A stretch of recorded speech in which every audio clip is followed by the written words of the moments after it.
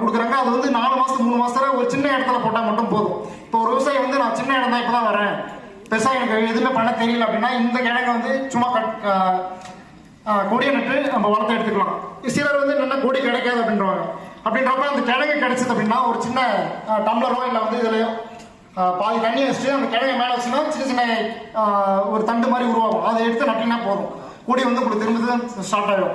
இது வந்து கரெக்டான பட்டம் பார்த்தீங்கன்னா புரோட்டாஸ் இருந்து ஐப்பசிக்குள்ள நட்டீங்க அப்படின்னா திரும்ப நமக்கு வந்து தையில வந்து கிழங்கு கிடைக்க ஆரம்பிச்சிடும். ஆனால் வந்து இதில் சில பூச்சி தாக்குதல் இருக்குது. அதாவது தண்ணி வந்து அதிகமாக கொடுக்கல அப்படின்னா, அதிகமாக கொடுத்தோம் இல்லை வந்து காய வச்சு கொடுத்தோம்னா இந்த நூற்புழு வரும். மற்றபடி இது வந்து ரொம்ப எளிமையாக சீக்கிரம் வரக்கூடிய ஒரு கிழங்கா இருக்குது. இது வந்து தண்டு வச்சா மட்டும் போதும், அதில் வருது. அடுத்தது வந்து சிறுகிழங்குன்னு சொல்லுவாங்க. சிறுகிழங்கு இது பெரும்பாலும் எங்க இருக்குன்னா திருநெல்வேலி இந்த பக்கக்கூடிய ஒரு கிழங்கா இருக்கு. நம்ம இப்ப சாப்பிட்ற உருளைக்கிழங்கு வாயுத்தன்மை இருக்கு. நான் சிலர் சொல்லுவாங்க இந்த நான் வந்து இது வாழைக்காய் சாப்பிட மாட்டேன், உருளைக்கிழங்கு சாப்பிட மாட்டேன், ஏன்னா நம்மளுக்கு வந்து வாயுத்தன்மை அதிகமா இருக்கு, முட்டு வலி அப்படின்னு சொல்லி. ஆனா நம்ம முன்னோர்கள் சாப்பிட்ட இந்த கிழங்கு வந்து சிறுகிழங்குன்னு சொல்லக்கூடியது. இது அதிகமாக இந்த கேரளாவிலும் கன்னியாகுமரியிலும் திருநெல்வேலியிலும் அதிகமாக பயிர் பண்றாங்க. இதோட இலை வந்து கற்பூரவள்ளி மாதிரி இருக்கும். நீங்க ஒடிச்சு வச்சா போதும், கரெக்டா இந்த சீசன்ல மட்டும் நீங்க நட்டுக்கலாம். அடுத்தது வெத்தலைவள்ளி.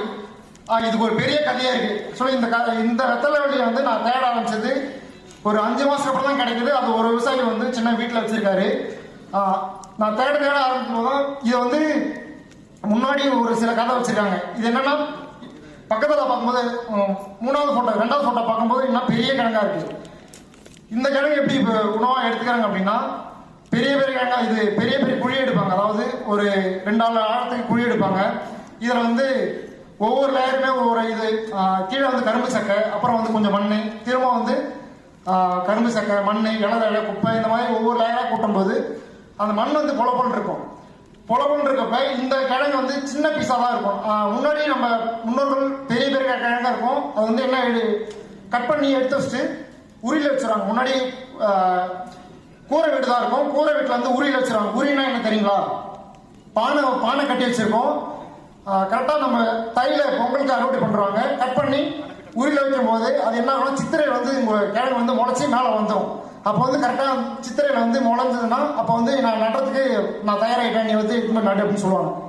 அதுக்கு நீ பெரிய பள்ளம் எடுத்து இந்த மாதிரி குழியில் வந்து குப்பை கொட்டி அந்த மேல் கிழங்கு வந்து நீங்க வச்சு சும்மா கொடியை தூக்கினா போதும். பெருசா பராமரிப்பு தேவை கிடையாது இந்த கிழங்குக்கு.